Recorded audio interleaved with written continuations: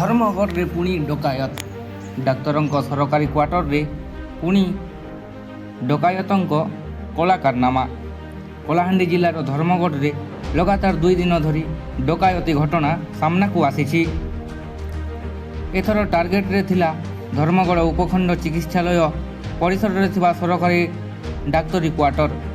ସ୍ତ୍ରୀ ଓ ପ୍ରସୂତି ବିଶେଷଜ୍ଞ ଡାକ୍ତର ଅଜିତ କୁମାର ଦାସଙ୍କ ଘରେ ଗତ ରାତିରେ 4 ଜଣ ଦୁର୍ବୃତ୍ତ ପଶି ଡକାୟତି କରିଥିବା ଅଭିଯୋଗ ହୋଇଛି। ସୂଚନା ଅନୁସାରେ ଡକାୟତମାନେ ନକଲି ବନ୍ଧୁକ ଦେଖାଇ ଡାକ୍ତରଙ୍କ ହାତ ଓ ଗୋଡ଼କୁ ଟେପ୍ ଏବଂ ଗାମୁଛାରେ ବାନ୍ଧି ଦେଇଥିଲେ। ପରେ ତାଙ୍କ ମୁହଁରେ କପଡ଼ା ବାନ୍ଧି ଘରେ ଥିବା ନଗଦ ଟଙ୍କା ଓ ସୁନା ଅଳଙ୍କାର ଲୁଟି ଫେରାର ମାରିଥିଲେ।